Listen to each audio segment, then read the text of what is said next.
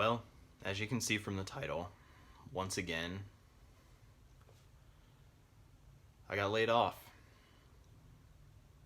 And that's the third time this year. Well, within a year. So, in June, there was Lyft that had been my full-time job for over a year. Luckily, I had already started another full-time job and was just working a lot. So it was okay. And then after I lost that, I picked up another job, and I worked that part-time job until October, and I was laid off from that. After that, it wasn't okay. I struggled, but I did my best to make up the money through doing TaskRabbit gigs and making more videos here. I really thought that I was going to be okay, because in 2020, I was set to get a raise in January, and then in February have a performance review where I was expecting to get a raise as well. Debts were starting to get paid off, and overall, things were looking up. The steady employment that I had for over a year had really started to very slowly allow me to get my life together. So what happened? Well,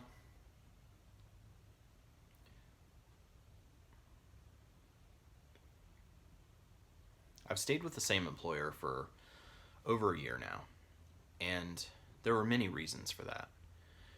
One of the reasons was that despite what I get told in the comments here, I don't just constantly leave jobs for no good reason. I leave jobs because they're terrible, or they treat me terribly, or they don't pay me, or I like the job, but I just am not making enough money to cover my basic expenses. So the job that I found here paid a decent wage. They treated me pretty fairly, and I was able to build up an emergency fund and just very slowly get my life more together while I worked there. I was trying to address the issues that people bring up, not only interviewers, but people in the comments, that it looks on my resume like I can't keep a job. But let's be honest here. I was only at this job for a year because I was laid off. I was only at my part-time job for like 5 months because I was laid off. I was only at Lyft for a little over a year because I was laid off. And I'm going to get into this more later in the video. It's extremely frustrating to repeatedly be told that, and to know that that's the way people look at it, and they look at it and they see that as a fault of yours and don't understand and don't care. And when you do explain to them that you were laid off in all those situations, it doesn't change their preconceived notion that they had about you. So I'm looking forward to, or not looking forward to, addressing that in upcoming job interviews, because I know that that's the way that it's going to be handled. The other problem is that when I finally landed this full-time job in January of 2019, of course, one of the first things I wanted to do was put the money I was making toward debt. And one of the first things I looked into was refinancing my student loans. Now, more than likely, my credit score is still not high enough to do that, but that led me to start looking into refinancing my car loan, which my credit score has gone up almost 200 points since that time, and it would be the perfect time that I could do it. The one thing that they look for, both with student loan refinance and to a lesser extent with the car loan refinance, is steady employment. Now, obviously, you have to have employment to do it, or some source of income, which I don't have right now, but they also want to see that you have stable employment where you have been there for a significant length of time. And that was another factor that led me to stay with my employer as long as I did. because whether it be for the resume or whether it be for the person in the loan office looking there, I wanted to show that I do and will stay with employers. I took over a year to try to build that up, and I wasn't in any way thinking about leaving the company until the last couple weeks, but I'll get to that. So, again, what happened?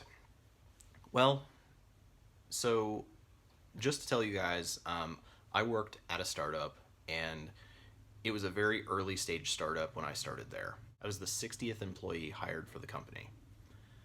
When I left, we were pushing 1,000 employees, and there really weren't any signs that something was going wrong.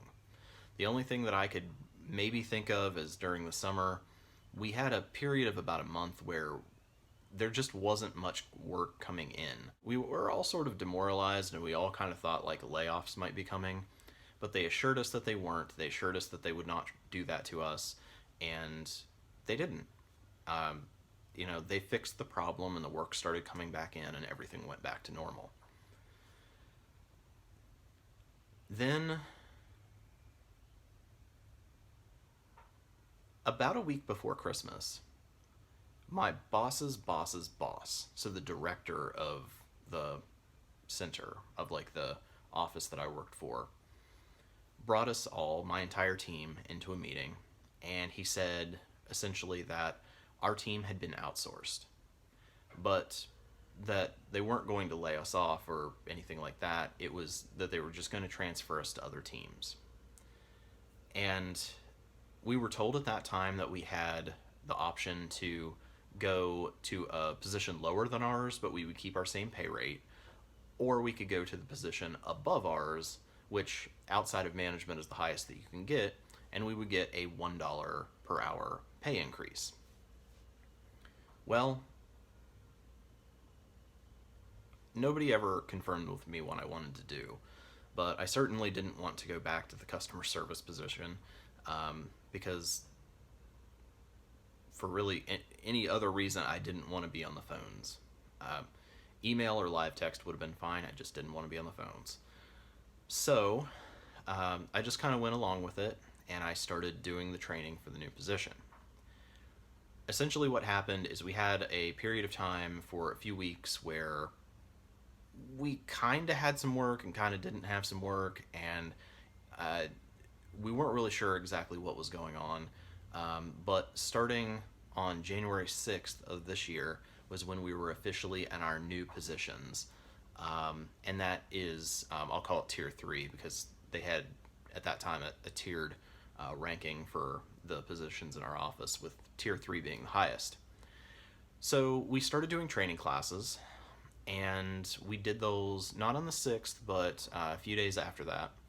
And we were training on what the job would be, the knowledge base behind the job, all the stuff that you would expect. So essentially, just to back up, our company exploded with growth. We built an entire new office and moved into it in October, and by December, we're told that our department was being outsourced. Then came the 16th of January. And keep in mind that there were no warning signs. And 16th of January was a Thursday, and that's my Friday. I was driving to work. I was about a quarter of the way there, and I got a voicemail from the director, my boss's boss's boss. I didn't even know he had my phone number. Like, we're a tech company. We talk over Slack, like we don't call. Weird. So anyway, I call him back. He doesn't answer. I leave a voicemail, and I was just like, hey, I'll be at my desk here in about 15 minutes if you want to just catch me there. He calls me immediately back, and he's like, hey, just wanted to let you know, I know you're on your way to work right now, but we're going in a new direction in 2020, and that means that we're going to be eliminating some departments and making some cutbacks, and unfortunately, you're on that list. And I didn't really react. I mean, I think that I might have been slightly in shock. It was a shock. But I also, I had already determined that after we had started training for the new position, they started telling us, oh yeah, you guys are going to be on the phones. And we're like, no. Like, I worked 10 or 11 months for a job where I rarely had to talk to a customer, and if I did, I had to send them an email or, on very rare occasions, a text. Uh, I didn't want to be on inbound phone calls.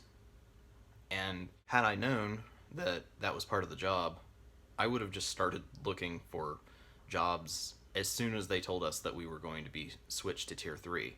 But I didn't know that. And then I can't come to find out that that's actually a very big part of the job. They never gave us a job description, but I went back and found one that they had posted before, and it just said that it's a very phone intensive position, and that if you don't like being on the phone, that you shouldn't apply for this position.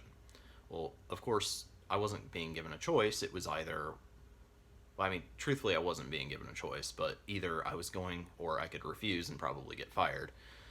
So I decided, I'll go with the flow, but I'm going to try to find another position.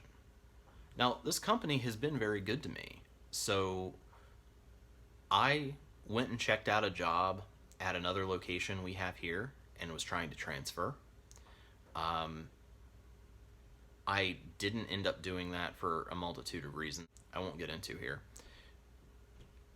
We also have a laboratory here in town, and there was a position that paid just as much as the tier 3 position, that was just like a lot less work, and you worked in a laboratory, so you never had to talk to customers. And I thought, yeah, I want to transfer there. So I applied for that position, followed up with the lab manager, and didn't hear anything. Asked somebody I knew that worked in the lab, and he's like, yeah, lab manager's in a real bad mood, don't know what's going on. So back up to January 16th when I got the phone call. I didn't really react much. It was something that I had already started applying for positions because I was adamant that I was not going to be on the phone. And I was just going to continue working in my current position until I either preferably found something else within the company or found something else entirely. But at that time, I had only applied for one position outside of the company. But I'd already had a phone interview, and the day that I was called and laid off, the very next day, I had an interview lined up in person with them. So I wasn't yet afraid or scrambling to figure something out, because it seemed like I might just, for once, land on my feet and just magically transfer immediately into this other position. After I got a day or two to think about it, I started thinking, like, why me? Like, was there something in particular about me that made me get laid off? And, I mean, over the last almost month now since this has happened, no. I actually found out that there were in total around 70 people who were laid off that day. Some of them were more senior to me. Some of them were even on the team that they were trying to staff up. So it doesn't seem to have been even, if you weren't on that team, you got laid off. It was the lab, there were studio positions cut, there were everything but management was cut. And even in management, my lead was demoted. One of the leads was either laid off or fired. And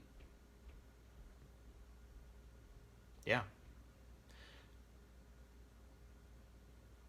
Now, I would love to tell you guys more than that, but I can only tell you the facts. I would love to tell you the story of the company and how we grew it and when things started to change and maybe go wrong. But I can't tell you that story, and I also can't tell you why. But if you watch my January 2020 budget review, it's easy enough to figure out.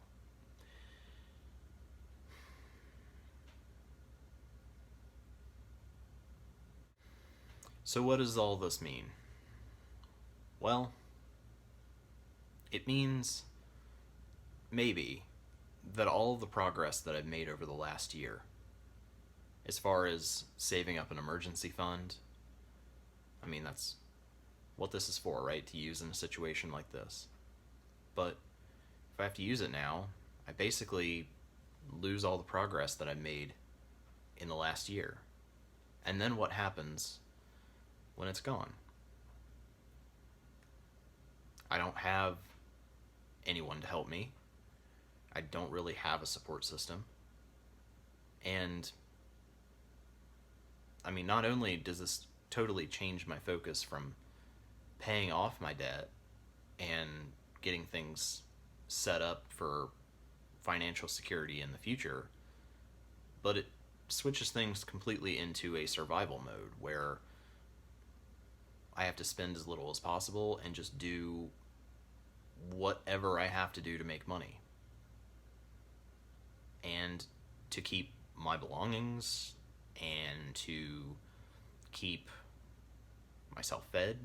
More on that in a bit. I can tell you guys the steps I've taken so far to get that done. So what happens now? I don't know.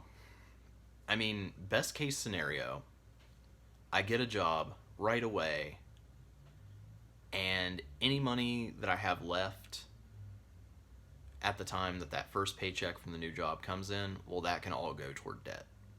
And if that happened, I actually would come out of this ahead. I'd have some time off from work, and then I'd be able to probably pay off my credit cards. But unfortunately, it's already been shown that best case scenario is not going to happen. I had that job lined up, and then I didn't get it. They asked me to apply for a lower position, and then they canceled the interview before I had it. The following week, I had an interview with a different place where they told me I had a 1 in 4 chance of getting the job, and I would have been making, I think, $17 an hour there, or maybe it was 18. But anyway, basically the same amount of money, and I would have been able to start right away. And again, didn't get it. So now I spend almost all of my time applying for jobs. And unfortunately, all I'm getting is silence and rejection emails. Not even phone interviews, just nothing. On the other hand, let's look at the worst case scenario. And this is a place that I've been so many times before. Worst case scenario is I'm going to be homeless again. I've been in this here apartment for 4 years. I've kept it together that far. And I'm currently in a month-to-month here. I have the opportunity when they finally notify me that I have to move, that they will pay for my moving expenses. But if I can't afford an apartment until that point, I have to move anyway, and then I'm going to lose out on that savings in the future. So essentially what I'm doing is every day I look where I am financially. I look where it is, such as like TaskRabbit or something like that, where I can bring in a little money. And I try to evaluate whether I should spend my time applying for full-time jobs or like little part-time jobs to just get some money coming in right now. And in the end, the worst case scenario is going to be that I live in my car. And it's February in Ohio, so that's not going to be pleasant. But Certainly not having rent and utilities would make it a little bit easier to make the amount of money I would need month to month to get by. I do have one friend who has offered to let me sleep on her couch some nights, but I also don't know if that's necessarily her decision or if it's going to be alright, because she just moved into a new apartment and has roommates that are randomly assigned that she doesn't know. So whether that's a real option, I don't know. I've kind of lost contact with my little, who's my little brother in my fraternity.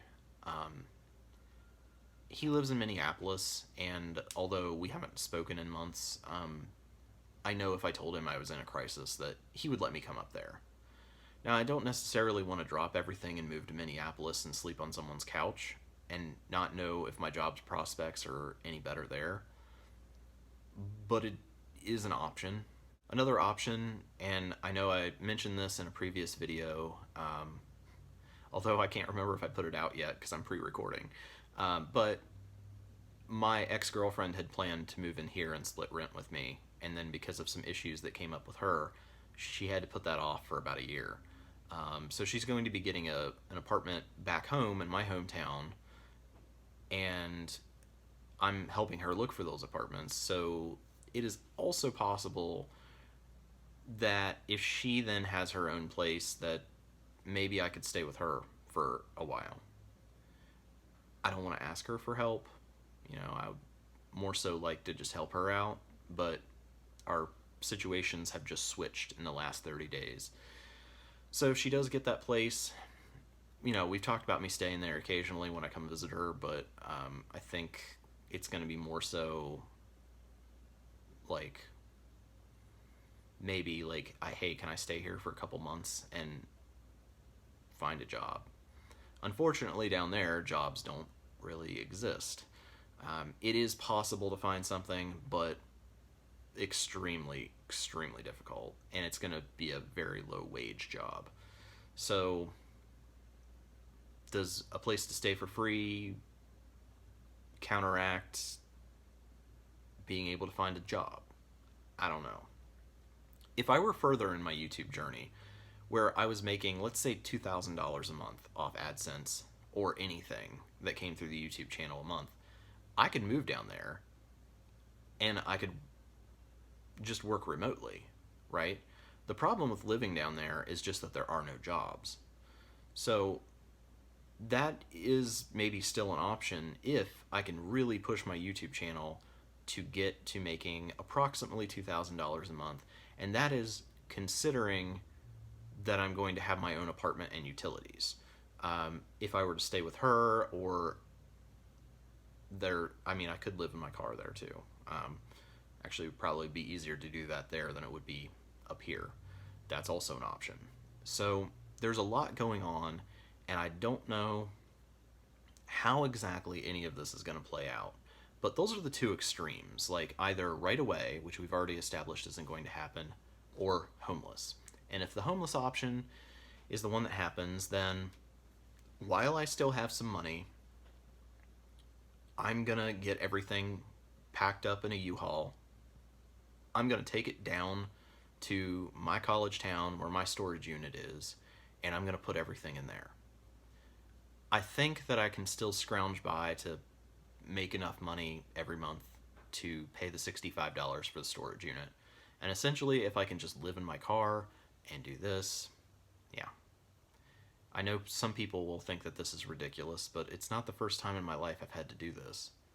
I just simply have never really had a support system. And since I was 17, I've supported myself, but when something like this happens, I've just never had the savings there to get by. So let's talk about that for a minute. Normally when I'm looking for a job, I'm pretty desperately looking for a job. Willing to go with shady companies, willing to move anywhere, willing to take a low wage just to have money coming in. And that's not a good place to be as a job seeker. When I was looking for jobs this time, I started it out as somebody who made $17 an hour at a company with good benefits that I'd been at for over a year. That's a great place to be. And I was looking at jobs from the $19 to $21 an hour range. Now I'm thinking about taking something for like $12 or $13 an hour, and even seeing if I can go back to Target, like, and just work full time there and do TaskRabbit on the side until I can find something else. It's so frustrating to get to that point because I'm like, I really needed this to work. Like, I was finally in a good position, relatively good position in my life, and now once again, I'm gonna lose everything. I'm doing my best to have all the money that I have go as long as it possibly will. And I'm doing my best to just get a job and hop right into it and really turn this around. But guys, I gotta tell you, like, I'm tired. If you look back at my entire experience past college, it's been so many ups and downs. There was Abercrombie and Fitch, was the most amazing job I could possibly imagine getting out of college. And then I got fired for something that I didn't do. And yeah, they sort of apologized a couple months later, but I didn't get my job back. And then that led me into the real estate industry, which was an opportunity I wanted, but it was super low paying. And then that second job I had in the industry, totally took advantage of me. And then I ended up going and working at Jimmy John's because I couldn't find anything else. Then I got a position up here. And I was okay for a few months. But then all that stuff happened with my mom, and I started having to pay a whole lot more. Like, I needed to make more per month.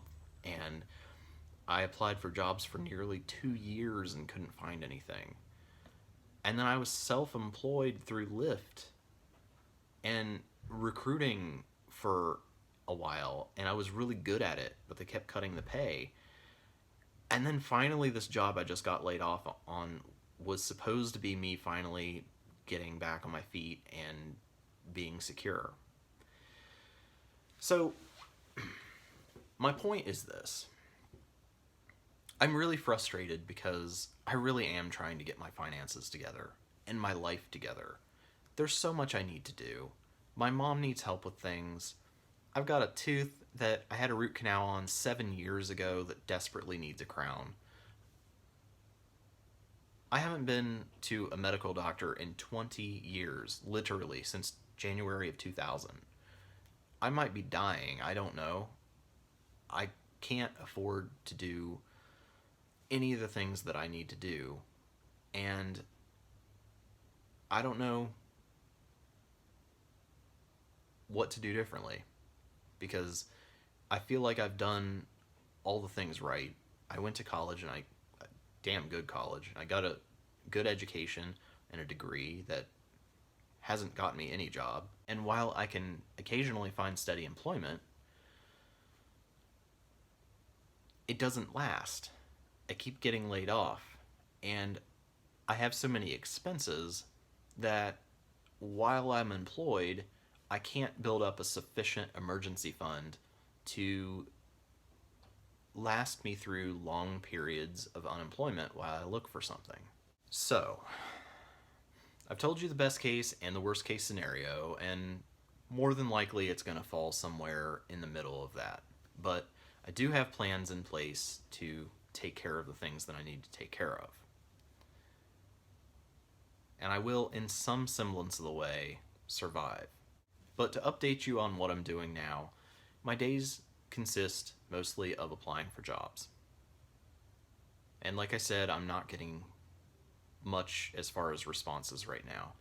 But I'm not just looking in Columbus, I'm looking in Minneapolis, I'm looking in my hometown. I've also looked over in like the Washington, D.C. area, but before I had lost my job, I was looking in that area as well. I did apply for food stamps and for the state medical card, and unfortunately that kind of got screwed up. they didn't call me for my appointment, and I haven't heard anything more from them. So at some point, I need to refile for that. I have filed for unemployment as well, but in Ohio, it takes over a month before you actually get anything. There is a wait week, which you won't get paid anything no matter what for that.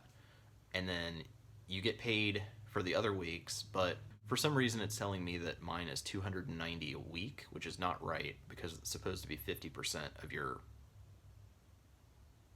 weekly income, and it would be more than that.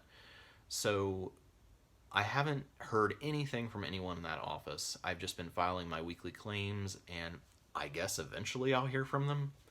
I haven't received anything from them yet, and it said that after the wait week, it's a minimum of 3 to 4 weeks before you actually receive anything.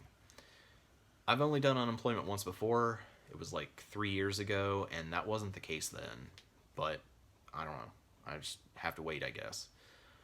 And I think the other thing that I'm thinking of is that I'm just ready for a radical change in my life as far as employment. Now, if I do end up finding a job right away at another tech startup or even in real estate, cool.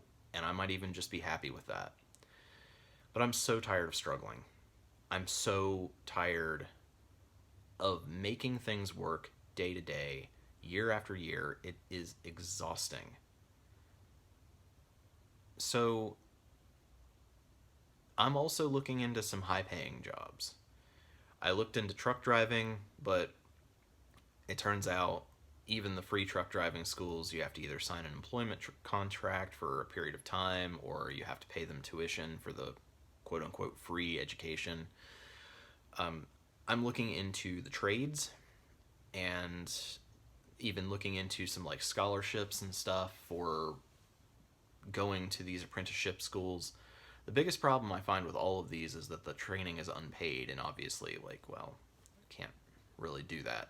I've been applying to programs to teach English abroad, and I've just in general been applying to anything even wildly out of the range of things that I've done before that seem like I would be able to both tolerate the job and make enough to live on. So here is where I'm going to ask you guys for your help. And this comes in several forms. First of all, the most immediate way that you can help me, and I mentioned this in my budget video, but I recently signed up for Webull, which is an investment app similar to like Robinhood.